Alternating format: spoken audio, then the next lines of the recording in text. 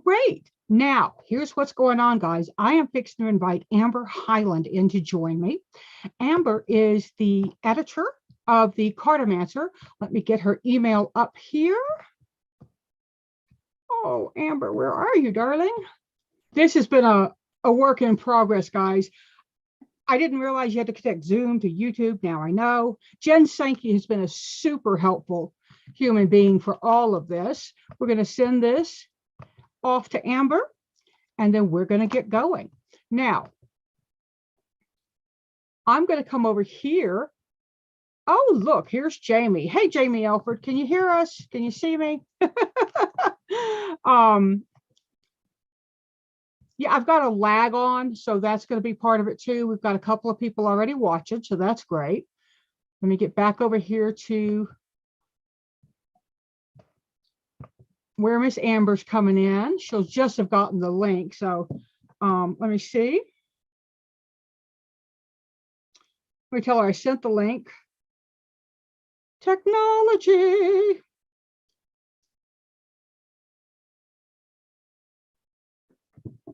So, but what we're going to be doing is we're going to be talking about the Cartomancer. I've got some great questions for Amber. She doesn't know it yet. So, and we're going to look at some of the incarnations of the Cartomancer. There have been, I say 3, Amber may say 4. We're going to ask her about that when she gets here. 3, because the first one was with the folks who run Newts, or did run Newts, Michelle and Roger Welch. Now, right, I couldn't remember Roger's name for a minute. I was going to call him Golf Pants Guy, which is my nickname for him. And then they sold it to me, and they've since sold, oops, I believe we have our guest here. And then I sold it to somebody else, but now Amber, I believe, is the full owner. But we're going to find out all that when we get going. Right now, I'm not seeing the questions, the YouTube. So let me get back over there. There we go. Hello, Amber. Hello, Arwen. We've got some folks in here. Oh, Simon from England has joined us, co-creating. Simon. Yes, and a big hug out to Simon for his loss. Yes. So big hug, Simon. We love you, baby. Simon. So, y'all, I have a bunch of questions. I'm not going to let her read them for Amber. And what we're going to do is I'm going to give away an email reading to those, now not to everybody, I'm going to pick a name. And the winner is going to be somebody who answers this question. What person would you like to see interviewed in the Cartomancer? Oh, good one. So, Nathan, baby, if you're here, I don't see Nathan's here. Jamie, you are now a moderator. Congratulations. Don't run. Well done. Well done. This is what happens when you just hang around. So, Jamie, when you hear the question, if you'll go ahead and put it up in the chat, that would be great. And that's, we'll make it more Englishly correctly. Hugely, bigly. We are editoring. Whom would you like to see interviewed in the Cartomancer? Was that the correct use of whom? I believe it was. So, Amber, let me get over here and make a side-by-side, because that's way more fun when we can see each other side-by-side. Get up here, Amber. What, Amber? Why are you being? I'm hiding. Oh my gosh, you really are. I can't get the Zoom window to pop for me. Oh, it's because it's small. It's small. Pen. And add pen. You're at an advantage because I can't see who's in the room. So well, yeah, you have to have the YouTube channel pulled up to be able to look over there. So, I'll try pulling that up on my. I don't think Mwahaha, I have moderator status is a good response. Do you? No, not with Elford in charge. No. Oh, who made her in charge anyway? So I have a question for you. Yes. When did you first hear about the Cartomancer? Oh, that's a really good question. Probably right before you owned it. So maybe like around 2017, Okay. 2018, somewhere in there. Yeah, and I got it, and y'all see Maybe me maybe the looking year around. before that. Maybe Wow. yeah, maybe that's one. I'm gonna guess that. I'll go with That's that. that's very good. Let me. Do you have the link in order to pull this up? Yeah. Okay, good. Because I was going to send it to you, but I'm actually going to go bop over here. So I'm going to ask you a question while I'm over doing some. Hello, come join us. What? It's very meta now because I have my phone and I see you, and then like right off in the distance is my laptop, and then another screen. It's very, very meta. Meta. Let's see. And I'm on Meta right now with Amber Highland. Come help me annoy her. Oh, hi, Nicole. Co-creating today is the Cartomancer's resident in-house astrologer, Nicole Garceau. Ooh, I need to also And interview if you want you some then, real lady. fun, she lays out her astrology on her YouTube channel in French as well as English. Bien.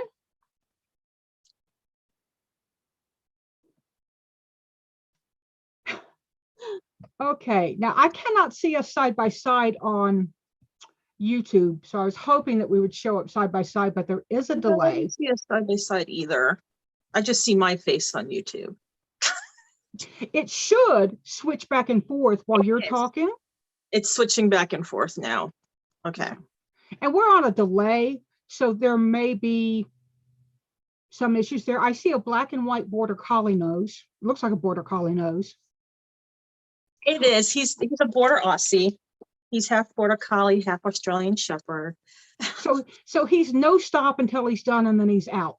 Yes, exactly.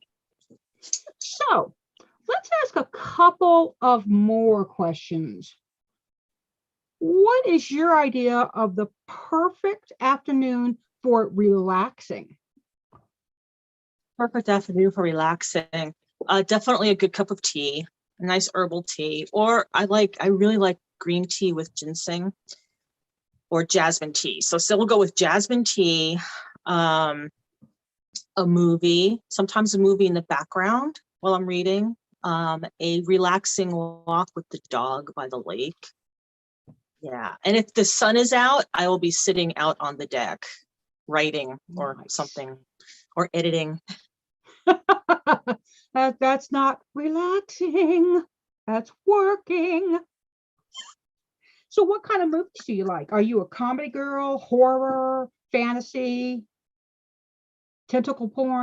Well, I love a good cozy mystery, but my favorite genre is historical fiction and biographies. So historical fiction, biographies, and a good cozy mystery. Those are my three go-tos.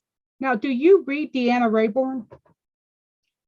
No, I don't. Look up. I must then, I can tell. Veronica Speedwell. Somebody told me about it. I listen. I'm an Audible book person, so I listened to the first one, and I went through all of them. Like I spent every credit I had each month on getting more of them. And the next one isn't on Audible yet. I think it's out in like maybe the next Tuesday. I don't know, but I'm like ready for it. So let me ask you another question. What's your least favorite movie genre? Oh, sappy romances. Now you like oh no, you said historical, not historical romance. Big Yeah, okay. Historical fiction. Yeah, sappy romances. You know I'm a romance author, right? I know you are. No offense. I'm so offended. I'm ending this interview. But like, Nobody ever do anything with the Cartomancer. Fantasy, paranormal romance, that's different. That's a little more fun. That's more interesting. Werewolves, fires, Yeah, and that's actually what we wrote. We have a trilogy out. We need to re-release it, but But we also have a book that we never released. We had it done and ready to go. And it was about, it was a married couple romance. It was about how a married couple who'd grown away from each other grew back together. There's really no market for that. People want to escape. They don't want to read about fixing a marriage. So, but I digress. So let's go back to the Cartomancer. Yeah. Who would you personally like to interview? I mean, let's just say of the living divination people out there. That's a really good question. Ciro Marchetti. I'd like to have an interview with him. Also, even though she writes for the magazine, I'd really like to do a good interview with Nancy Hendrickson. Yes.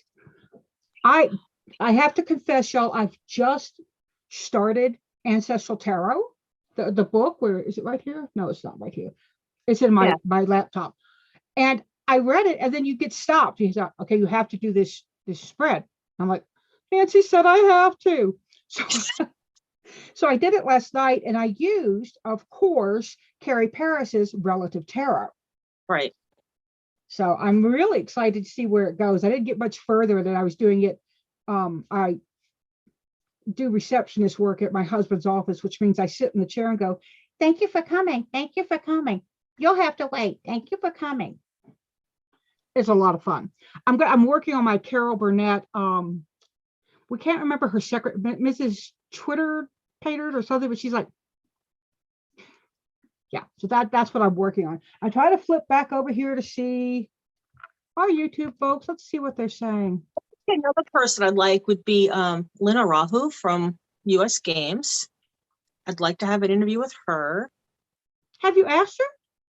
I haven't yet. I haven't. Oh, you should. She's a doll. She's my editor, and she's a superhuman being. And if you do, you have to ask her about her gardening. I will. And I think Shaheen. I'd like to interview. He's just so interesting and fun. I'd like to have an interview with Shaheen too. So I like that. I think we need more of our guy diviners, So I'm going to answer my own question and say James Divine. Did y'all do James Divine? Yeah. Divine Hand. Yeah, y'all did him already, right? But did you interview him? Not yet. No, I didn't interview him yet. And thank you so much for doing a piece on, of course, Carl, but also for Stuart. I got to meet Stuart, and so he's very, very dear to my heart. And we're just past a year, I believe. I believe it was last year on the 8th. I don't remember, but that we lost him. That we lost him. Yeah. Well, did you go look for him? Wow. He passed away. Yeah. That was hard. That was definitely hard, I think, for everybody, especially during the time of COVID. I know there's a lot of people who wanted to be able to reach out more, right, and physically reach out to everyone that affected, and it just made it really tough. A lot of them couldn't even go to his memorial service, from what I heard, because of COVID. So yeah.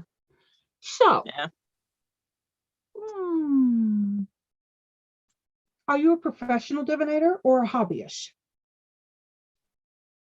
Professional. When did you start professional? When did you go pro? I do a lot on my own, but I do select readings for people, because it's part of, I can offer a holistic approach for people and holistic empowerment, and so the divination process is often part of that, of their session. Nice. Yeah. What's your favorite blend of tea? Do you make your own tea? Do you know anybody who does make tea?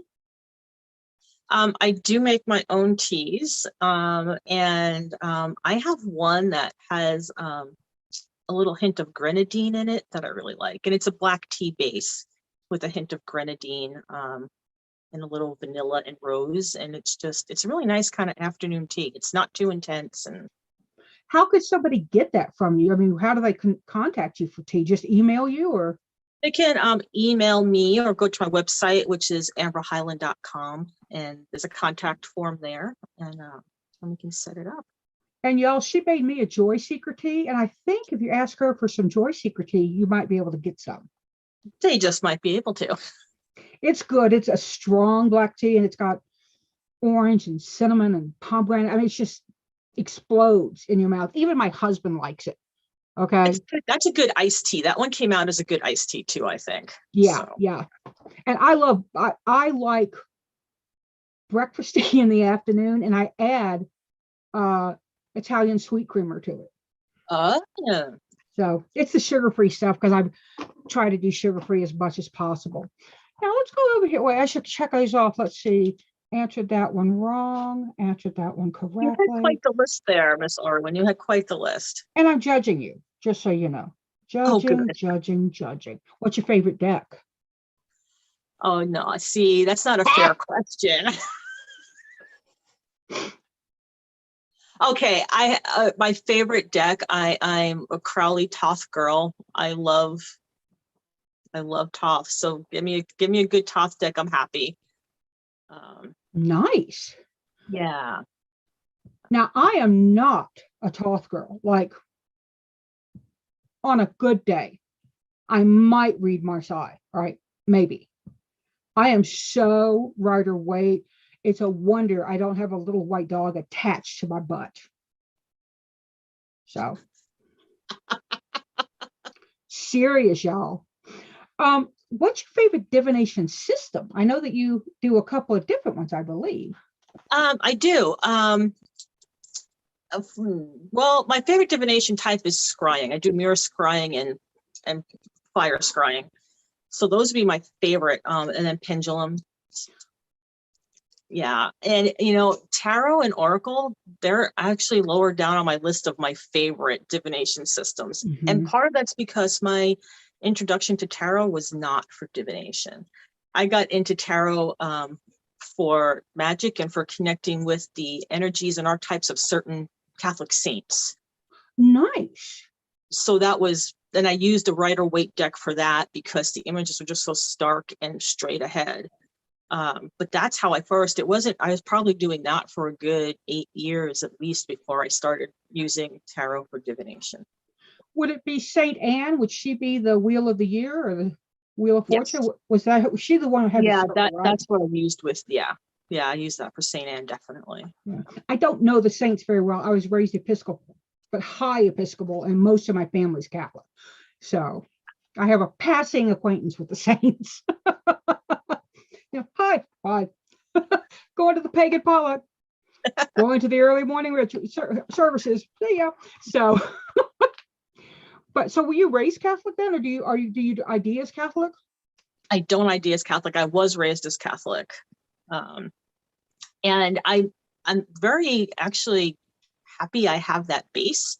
I felt it gave me a very solid foundation, and the parish that I was raised in was fairly liberal. Nice. And I'm very lucky I had a very patient mother, Capricorn mother. And she let me explore and question, and, the nuns at school, didn't always appreciate my questions, and challenging the priests, why can't I say mass? This did not make sense to me. And why are you giving so much attention to Jesus when Mary did all the work of birthing him? So, and then not to mention all then Mary Magdalene and all the other female followers that the Christ had. So I was very lucky in that. But I held that very dear. And I think that's very why when I started with tarot, that I started with accessing the powers of the saints through tarot. Nice. And it was also a safe way for my mom to handle my starting to dabble into that. Mm-hmm. So I wanted to be respectful of her. And she wanted to be respectful of who I was and who I was developing into. So it was a nice middle road for the two of us. It very much is. Yeah. I do have to tell you, though, since you were raised Catholic and you said that about Mary, and for those of you who don't know, in a lot of high Episcopal churches, and I think almost all Catholic churches, there's a smaller set of pews in a smaller room, and it's generally referred to as the nave or Mary's nave. So it's Mary's room. There was a woman an elderly woman praying in Mary's name. And there was a dude up in the air conditioning ductwork they had a leak and he was trying to find it. You know this, right? Yeah. And so he decides to mess with the woman below. And he says, "This is Jesus." Woman doesn't pause. She keeps praying. She's doing her rosary. Hail Mary, full of grace, blessed art thou. And the guy's like, well, maybe she's hard of hearing. This is Jesus. Nothing. She keeps going. Well, the next time he yells it. And she pauses, looks up and says, "Can you be quiet? I'm talking to your mother." Really? One of my favorite Catholic jokes. And the Episcopal joke is when you go in, if you're in an Episcopal church, if you, let's see, sit to listen, stand to sing, kneel to pray. But it's different. It really is. I went to a church and they had to stand up to listen to something. And I was like, this is weird. My butt should be in the pew. So, what would you say has been your most challenging piece? Are you simply the editor? Are you the publisher? Are you the owner? What's the hat you wear for the Cartomancer? I tried to wear them all and it was too many, as we all know. Yeah, owner, publisher, executive editor. So I'm also lucky I have a team that will help me. Jamie is one when she's not been commandeered to moderate for you. She's one of the best editors out there, y'all. She can catch it and she's really good at style catching. Yeah. Yeah. And that's one thing we try to do. We really want to keep everything in somebody's voice, but keep it on the grammar train. So on the grammar train. Right. And then we've got Sapphira Stone, who is the designer, this stuff is gorgeous. And I know Sapphira and love Sapphira. So what would you say? Well, what challenges you? I guess, we're going back to what challenges you, because I kind of derailed it with the grammar train. It's a lot of hats to wear. It's definitely, it's a full-time job. I think the biggest two challenges can be having a consistent flow of articles coming in, and helping people get over their fear of writing. Right. And I try to help people know that, hey, if you're going to write, start off writing something for the Cartomancer. You have something to say. It's a great way to get your toe into the water. Mm-hmm. We've got a very supportive team to help you through it. We're not going to come in and have you submit something and edit it and publish it the way we want to. Especially not for the first writers. We don't do that at all. And it's like, hey, this is what we suggest.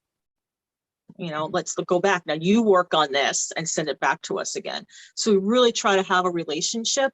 A lot of the first time writers, I will be on video call, helping them through. Sometimes they just need a little hand holding.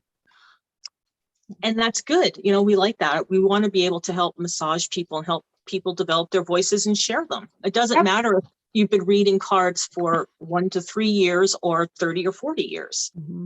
What you say, your opinion's important. Yeah, and it doesn't, just because somebody's been reading cards for 30 years doesn't mean they're a great writer. Right. You could have a great voice as a writer and be a brand new tarot person, but what better way? Christine Ashworth used to write a beginner's column, and I think she switched over to Pearls of Wisdom now, right? Yeah, and for 2022, it's called Stepping Stones. So nice. It's helping you along your path. Supportive tips along your path from a very grounded viewpoint. I have loved Christine for so very long. We met at a writers conference, I think in Denver in 2009 or something. I'd have to ask her. And I went basically ape poo-poo. I'm trying to keep it clean, people. When I found out she was the sister of Scott Cunningham. And the way she said to me, because I said I was a witch, she said, "Oh, really? My brother wrote a few books." Please. Understated. And she told me who he was. I said, a few books. He's basically the foundational author for Llewellyn. Right. So, and we just really, we got along. We generally, if we are at the same conference and we don't have our husbands with us, we room together. So and if Beverly Frable is watching this, Bev, she's mine. She was my friend first and she likes me better. Okay, got that over with. Great. Y'all, that's a joke that goes on between Bev and I. So what do you do when you have a writer who is so enthusiastic and says they're absolutely going to get you an article on the 30th of January and it's the 11th of February and you haven't seen the article? I mean, do you just ditch them? Do you call them? Do you poke them? How do you? I won't ditch them, especially if it's a first time writer. I'll check in. Hey, do you need some help? Do you need a little more guidance at this point? Where are you?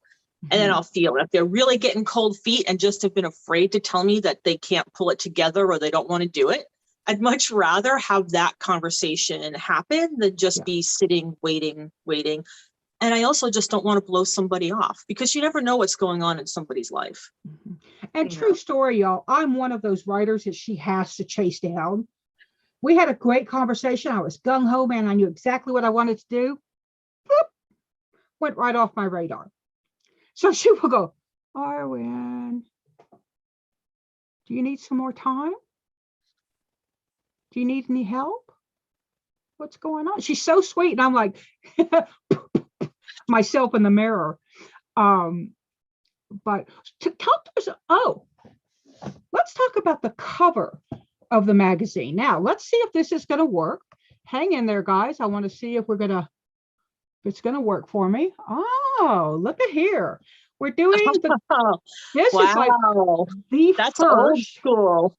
That's the very first Cartomancer. That was under the DeForest. And now this was under me. Oh, that one probably needs a light. Woo. That's such a striking cover. I love this cover. I mean, my designer, Serena Fox, who is an amazing designer, if you ever need anybody to step on board, dude. But she had to really work with this because it's so dark. It's such a dark image, yeah. But it's so beautiful. It's really beautiful. And it's from, let's see, let's go back. This is from Kate Burkhammer, the Wise Fool Tarot. That's from Dust to Onyx by Courtney Alexander. And then we have the most recent one, which is under Amber. It is under me. And that image is by Amy Zerner.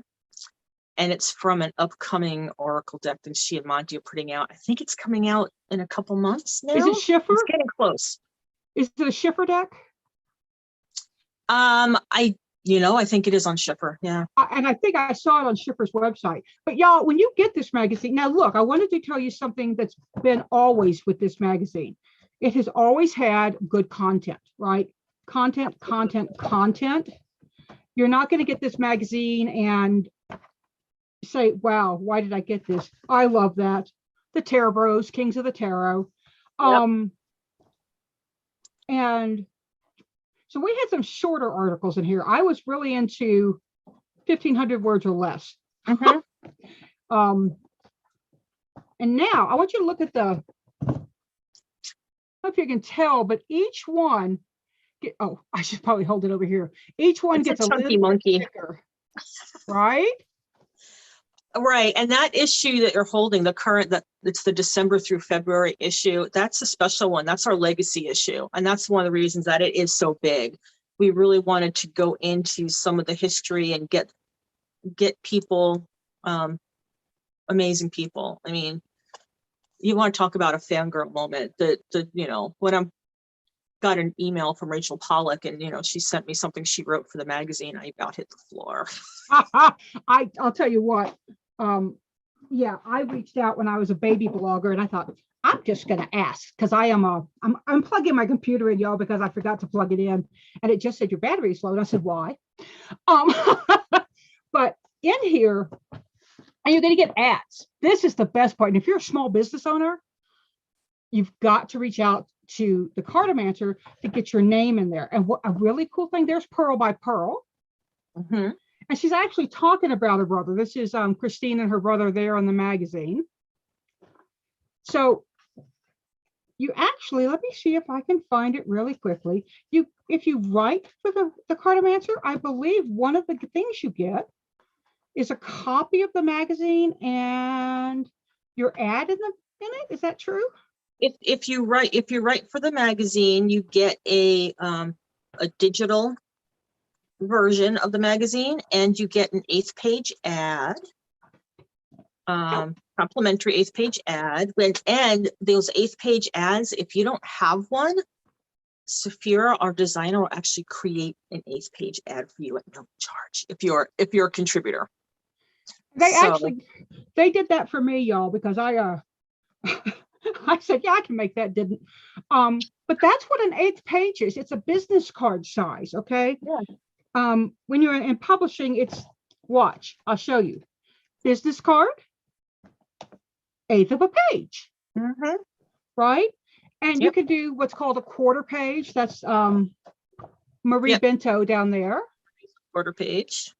But what's the hardest part of the magazine? Is it finding subscribers? Is it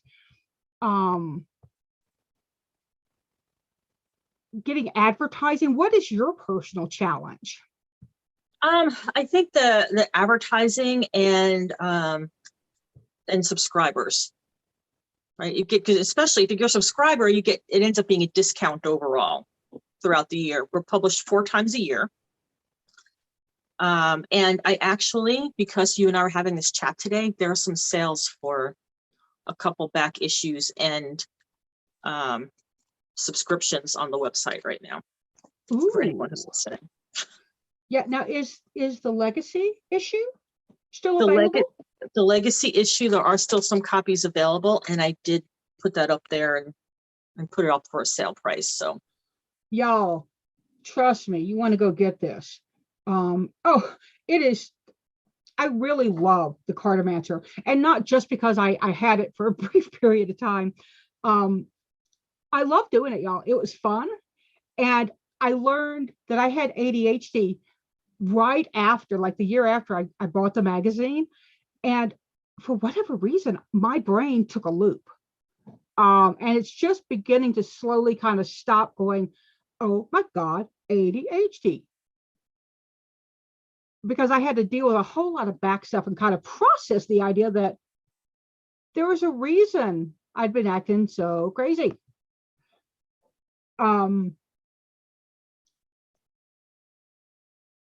You answered my question, and I don't think I even listened to it. That's ADHD. That's ADHD happening right there. Right there. Yes. So there are copies of the Legacy, the December issue available on our website. thecartomancer.com or thecartomancermagazine.com will get you there. Look at you having 2 URLs. Wow, I know. You told me of a third one I might be snapping up pretty soon too. Good. But on there you can find information about if you want to advertise. You can also find the link if you would like to pitch an idea to me. I just did a presentation at StarCon called Pitch to Published. And it's just about writing for the Cartomancer.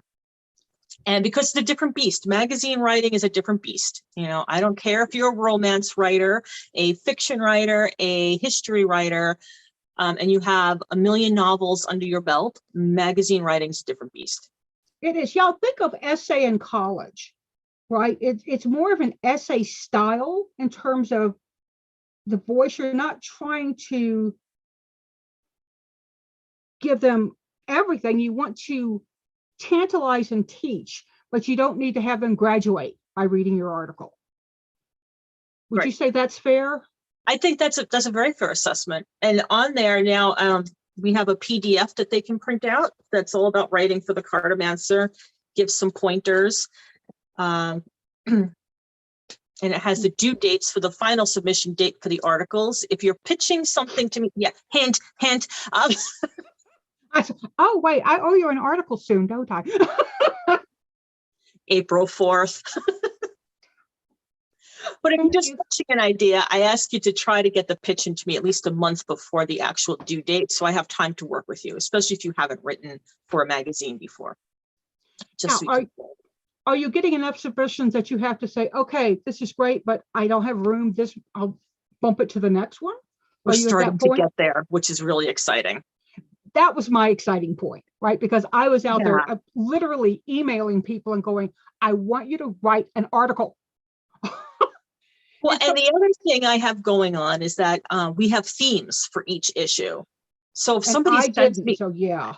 so if somebody sends me an article, and even if it's in time, say for the summer issue, if I know it's going to be a better fit for fall or winter, I love being able to tell them that, right? I love being able to go, I can't use this for summer, but guess what? This is perfect. Yeah. And I noticed that you're putting 1, 2, 3, 4. You put 4 or 5 of your articles on the front, which is basically what we always did. What makes an article cover worthy? Is it the title? Have you ever gone in and said, this is a great title, but if we change it to this, we can put it on the cover? Anything like that? I'm pretty famous for changing titles, and I did, and you'll see, like I changed the title on the one that you have coming out for spring. See, here's the.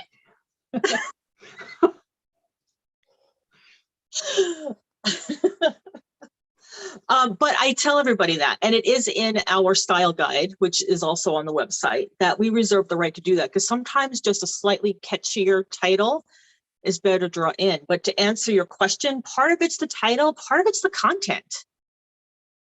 And I just don't go by name. Like, yes, No. On the December cover, it makes sense to have on the legacy cover to have the names on there that we do, because these are industry icons. Melanie Marquis is the official biographer for Carl Llewellyn.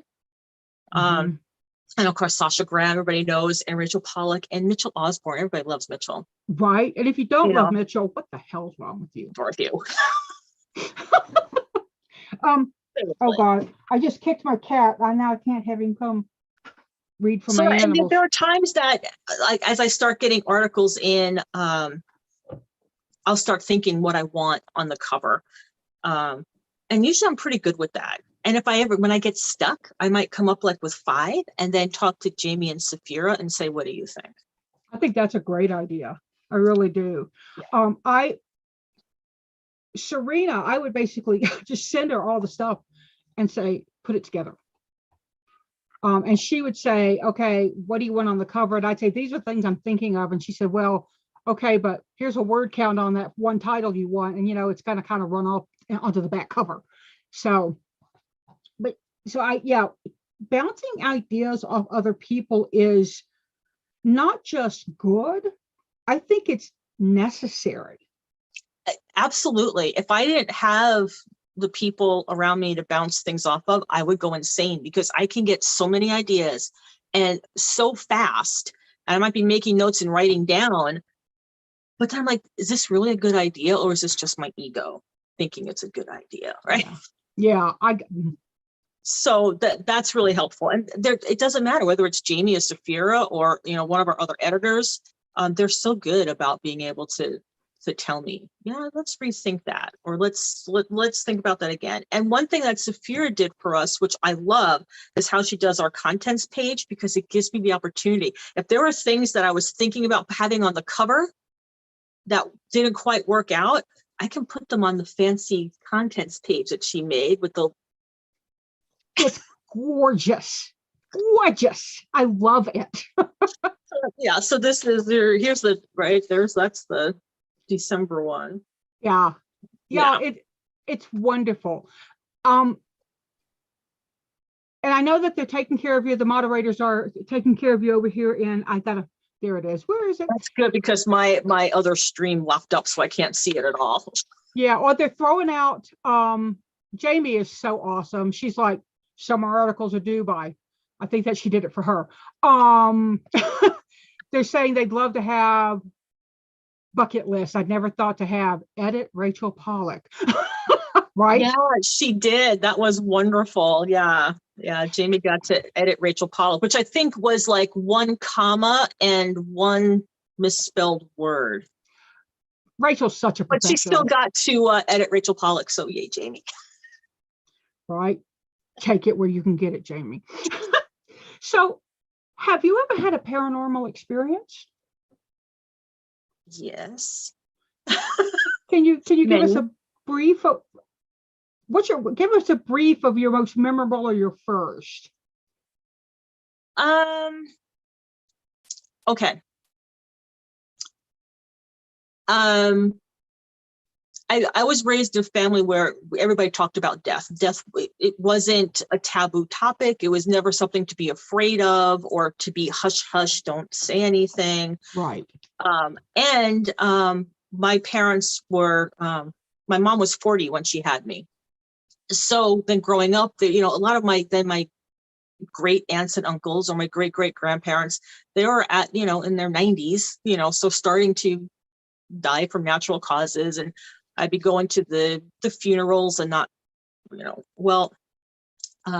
one of the first times that I was at a funeral, my parents couldn't find me. And where they found me was, how they found me is that the mortician went, oh, we think we saw her go this way. So they kind of went to the trail, and where I was actually down in their mortuary where they prepare the bodies. And I had curled up onto one of the tables. They were empty. Nobody was there. And she's pushing dead bodies off people. So I sat up on one of the prep tables, and I was talking with the spirit that I saw, because it was so real to me, such a physical presence, that I really thought it was somebody sitting there next to me, talking to me. So that was one, and that sticks in my mind because it was the first time that my parents got to see me interacting. And I was probably 8 years old. Wow. Yeah. Wow. I don't remember my first because I was about 2.5, and my mother must have been closer to 3, because I was 2.5 when my sister was born, and she was 3 months old when this happened. They lived on base housing. Mom was in the front room breastfeeding Regina, I think, or bottle feeding her.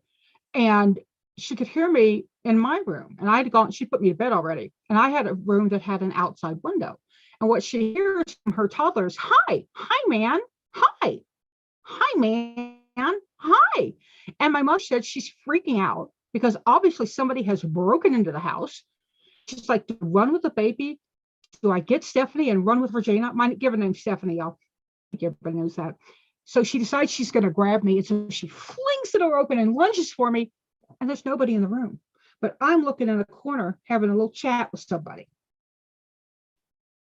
Mm-hmm. So apparently. Now, speaking of paranormal, the Cartomancer has been adjusting and widening its audience. When I took it over, I kind of added in some astrology. I added in some runes. Before it was a journal for Oracle and Tarot, really more tarot than anything. Where are you widening your path? Where do you see it going? I mean, are you going to be doing paranormal? Or how are you going to approach this? Definitely. Jamie helped me have better words and formulated our new tagline that's on the cover of the magazines for 2022. So it's a metaphysical journal for diviners. And I really think that fits where we're going, because we're broadening and dipping our toes into that broader pool of metaphysics. So there will be paranormal things in there. There might be some alien talk in there. Jen Sankey did a little bit of a deep dive into what is a starseed for the spring issue. We're starting for 2022. There's going to be a back page column called Quarterly Queries. And in there is where we're diving into different topics or questions that people have been asking us. And one of the ones that kept coming up frequently is, what is this starseed thing we keep hearing about? What are starseeds? We don't get this. So I very humbly asked Jen, and hiding a little bit to start, because I knew this was just going to be a huge vortex for her to go into. And she did it bravely and came out mostly unscathed, with some good information. so yes, so we're broadening that, I like that. and more types of divination, so not beyond runes, right? So I want to look at different types of scrying and all the mancies, as we say. Let's just start talking about all the mancies. But I want everyone to always remember that, that it had its roots in tarot and in cartomancy. So tarot oracle cards, that's where it had its roots, and that's why for 2022 I really went back to that in the themes. So this is the well-read cartomancer, right? Because the well-read cartomancer knows about. I mean, I use numerology, I use astrology, I do spirit guide work. So all these different modes are important to me, and I love reading about that in the magazine. Thank you. Yeah. So I've been so proud of how the magazine's grown and prospered, and just really each iteration it's gotten better. But y'all have just it better. Thank you. It means a lot to me, hearing that from you. And I appreciated how you were the first person who won an award with the magazine. And that was kind of like my goal. So we did last year. Yay. You did INATS last year? Because I don't. We got the gold award last year. I only got bronze. But no, that tells you we're coming through. That tells you how it's grown and how the expansion has worked. And y'all, the magazine, some people say, well, it's too expensive to subscribe. It's like what, $46, $47 for 4 issues? It's not even now. It's $69.95 for 4 issues. That includes shipping, people. Yeah. And here's why. When I was doing it, it still cost me $2 or $3 to ship the magazine, because you can't ship it media. Media is not a magazine. Media is educational teaching material, and this doesn't qualify. I found that out the hard way. They didn't ding me for it, but they were like, lady, you can't be sending this media mail. And printing it. If you want a cheap magazine, you can get one that's on newspaper, no color, and will fall apart. I mean, seriously. Yeah. So give yourself the gift of the magazine. And if you want, just get the digital at first. Right. You could subscribe to just the digital portion of the magazine. But if you subscribe to the print, you're going to get the digital early. You're going to get the print, right? You're still doing. Right. Yeah. Mm-hmm. Okay. So I'm just saying.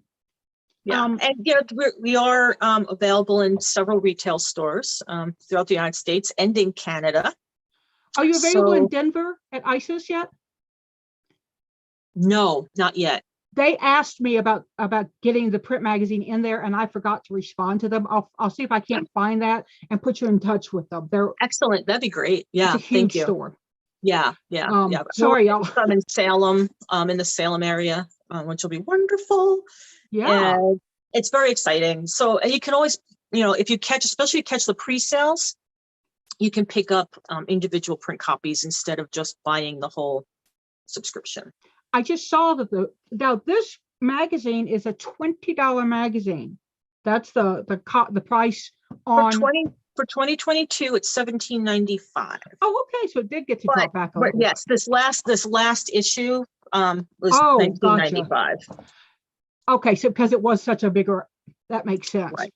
Yeah. And I was actually going to go digital, y'all, but I was able to stay print because I have every copy of the Cartomancer. One thing I did when I got it was I immediately archived myself. So and there's a few I'm missing. I'm like, darn. Tell me what they are. I might have a duplicate, and if I do, I'll get it to you. Sweet. Sorry, y'all. So let's go back to the questions. Yeah. Bath or shower? I love a good bath. If I have but when I take a bath, I gotta have the time. Otherwise, shower. But I can milk the time out of a shower too. So I can really enjoy it. Yeah. And I've heard one other person that I know, and I was so surprised because I thought I was like the only one. I'd like to take showers like in the dark. Me too. Yes. No way. It makes Yeah. my husband crazy because I don't run the vent. And so like, run the vent. Yeah, yeah, and I'm lucky. We have a skylight in our bathroom that's not like right over the shower. It's a little off to the corner, but like on nights where it's clear and the moon's shining through, and he's taking a shower in the dark with the Shut it. Just shut it. Y'all, I'm going to be on vacation starting tomorrow. You can find me in Amber's shower. But yeah, I am totally a dark. I don't even want music. I just want dark. As a kid, I used to go in my closet and shut the door and get in the very back corner, so it was like isolation. Yeah. I see better in the dark. Right. I'm saying see, because it's just the absence of all the other distraction. So it's an opportunity for me to go through and maybe recount the experiences I might have had throughout the day Nice, that were yeah. otherworldly that I couldn't quite catch because of all the distraction and lights and everything going on and noises. And then I just love getting lost in the meditation of the sound of the water in the dark. It kind of takes me to another level, almost gets me into that alpha zone. So I like that. Yeah, when we redid our bathroom and we like went all in, it was the only thing we were remodeling. So we have the tile, everything, but we built it. We had them build a bench at the back wall, so I can sit down and angle. We have one of those rain heads, and I Nice. can angle it at me, and just.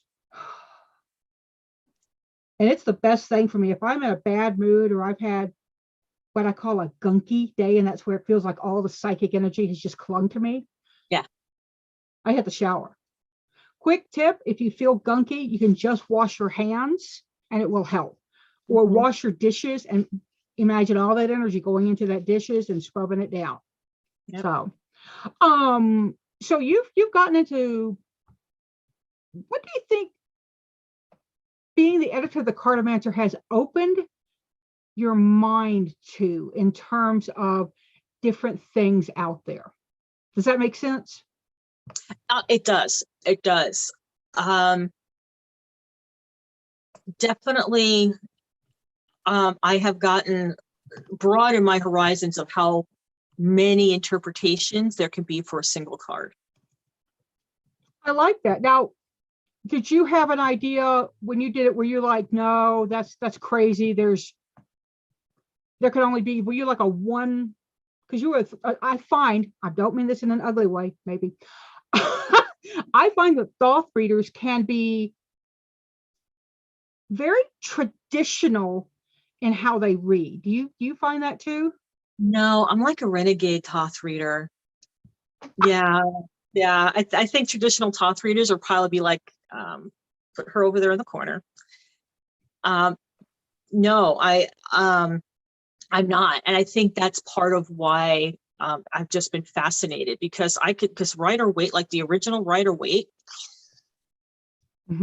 but because of being the editor and being exposed to so many more people talking about Thoth, talking about Rider Waite, that I have a new appreciation for those original images that I wouldn't have had before. That makes sense. Yeah, and even being able to, there's different books that have come out that I probably would not have read as excitedly or as quickly as I did, like the history of Pamela Coleman Smith that Mary Kay Greer did. Now, I would have gotten that and added it to my library, but I probably would have just been slowly. But like as soon as that came out, I glommed onto it and I learned so much. And that's one of the things that gave me a new appreciation for RWS. I like that. I like that a lot. Yeah, did I hear Mary Kay talk about it? She may have talked about it at Reader Studio, and they did this thing where they tried to do like spirit readings at a tavern where Pamela Coleman Smith had supposedly stayed. Right. Yeah. Yeah. The other book that, that she did, Women of the Golden Dawn. I love that book. I highly recommend that one to people. And even because I enjoy Tarot de Marseille also. Say that again? I enjoy TDM, Tarot de Masai, a Ah, lot, but I was very self-taught and very clumsy with my reading of it. But because of being editor and getting articles written by people that live and breathe TDM, I've just have soaked that up and have, that's opening up my reading ability for that divination style. I like that. Yeah, Marseille and I don't get along because I am a very visual person. So I need scenic pips, and the non-scenic pips, and I look at them and I'm like, yeah, you're the 8 of coins. So you're like the apprentice and learner card. And I know them. I don't get that psychic hit. And some people are not psychic readers. And I think that's something Right. that folks need to know, that not everybody's a psychic reader. There's nothing wrong with being a psychic reader or not being. It's totally up to your style. Right. Would you call yourself a psychic reader? I think you would. Yeah, I do. Yeah. I do. Absolutely. Yeah. There was a time that, when you're dealing with your shadow and your ego, that I had to remind myself, it's like, this isn't good, because sometimes I would feel like laying out cards for somebody, like it was just like the dog and pony show. It's like they needed the cards. I don't need the cards to do this reading. They need to see the cards. Yes. So that was a big self-check. I learned that many, many years ago. Because otherwise you're making it up. Right.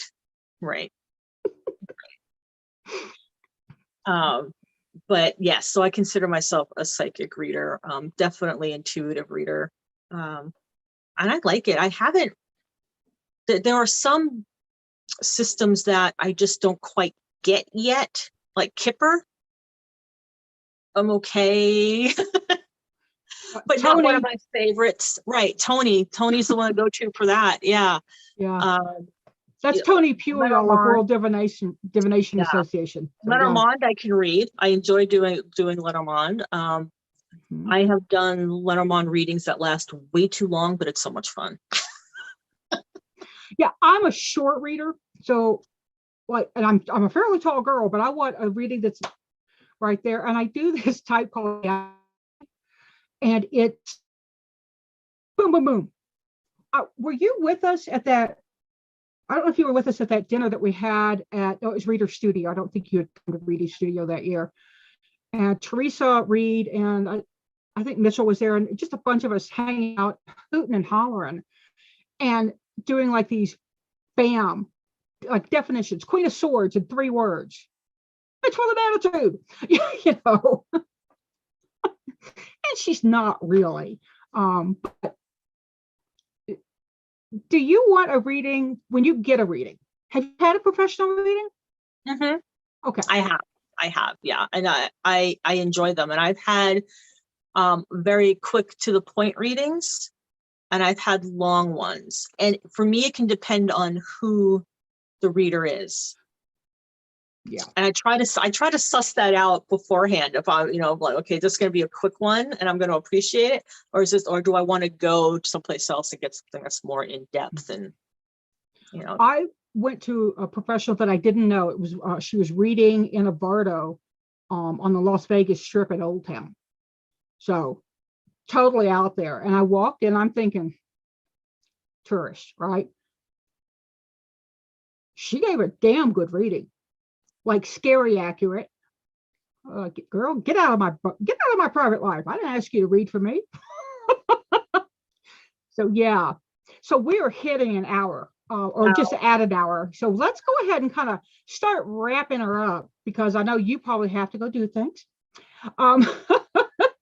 Magazine thing. Imagine that.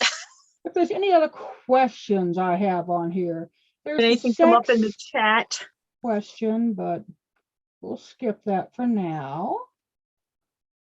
There's the French kiss, or not. No, we'll skip that. Foot sex. No, no. What's the next article you're looking for? What is the next article that you don't want to have to ask about? You just want to be, boom, there's your magic. There's what you've been hoping someone would write, without you having to go out and say, people, somebody write this article for me. I don't want to write it. You know, that kind, you know what you want, but you don't want to have to write it.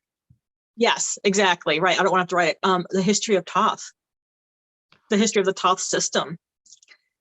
You know, and I want people to take all of the perceived scary things about Crowley out of that and realize that this is an incredibly in-depth system. Just separate it from some of your preconceived notions. Mm-hmm. And understand that Lady Frida Harris dreamt. I mean, he would tell her and she would like dream, and the images came to her in dreams, y'all. She's very underplayed as the artist and other half of that deck, I think. Mm-hmm. I would like somebody to write something about remote viewing. Ooh. Yeah, those are big ones. And I'd really like to get somebody to do some basics on throwing the bones. Ooh. Skull scrying. I mean, just real and not superficial. I want something that really kind of digs into it. Mm-hmm. Well, that's very cool. So if you're out there, go to the Cartomancer.com. No, Cartomancer magazine. The Cartomancermagazine.com. Mm-hmm. And start pitching those ideas.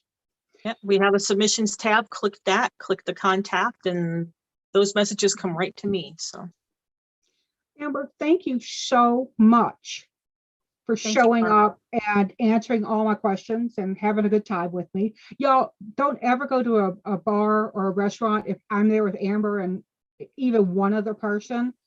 We get loud. Ew.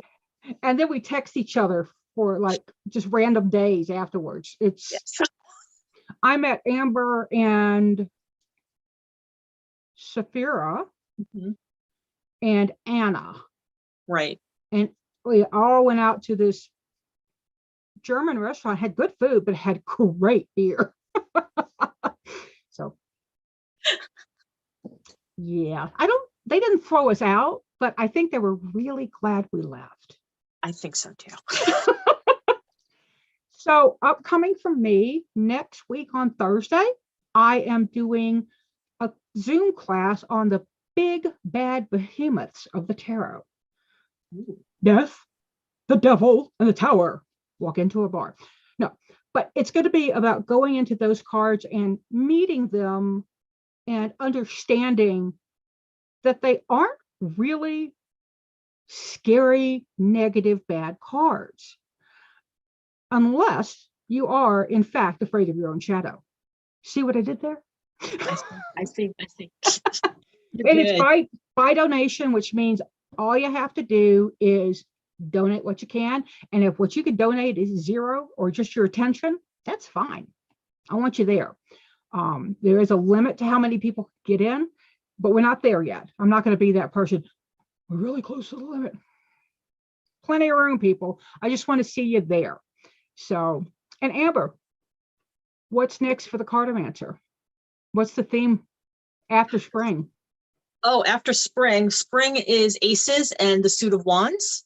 Summer is the twos and the suit of cups. Fall is the threes and pentacles. And the winter is closing it out with the fours and swords. Wow. So it sounds like it's going to be a lot of fun, y'all. I think we're going to have good times, right? So we have swords, wands, cups, and pentacles. Mm-hmm. So pentacles closes it. Summer is cups. Spring, the spring issue that's coming out is wands. Right. Oh, it's not swords? The spring issue is wands and aces. Wands and aces. Okay, I'm sorry. Yeah, that's why you get ace of swords. Yeah. Right. Yes, next time is two and cups. Cups. And the cover of that is very special. And if you check our Facebook and other socials, you'll start seeing slow reveals of each cover for the year. But that cover is very special. It was a limited deck that's out of print. The artist is deceased, and her husband allowed us to use this image for the cover, and I'm so excited. Wonder if I have. I know, I it. see your brain going. Do you have the Avatar tarot? It's thought based. It's I thought don't. based. I'll have to check that out. Yeah, I have a copy that I'm selling because it's thought based. We'll talk. By the way, it's Gabby. It's Gabby Angus West who Okay. does gorgeous. That wasn't an F560 form. Gorgeous work. So I'm gonna let Amber go, y'all. And I'll be over Thanks, in the everybody. chat because the chat's gonna be still going on because of the lag. But And remember, I'll check that, and I'll pop in and answer things that might be in there too. So sweet. I love you. I love you, Amber. If I haven't met you, I still love you. I don't think we hear it enough or say it enough. And it's my goal to let you know that you are loved. Even if you think you aren't, you are. So, any last words, Amber? no, thank you. Sign up for Arwen's class next week. You won't be sorry. She's a great teacher. And subscribe to the Cartomancer. Seek joy, y'all. Bye-bye.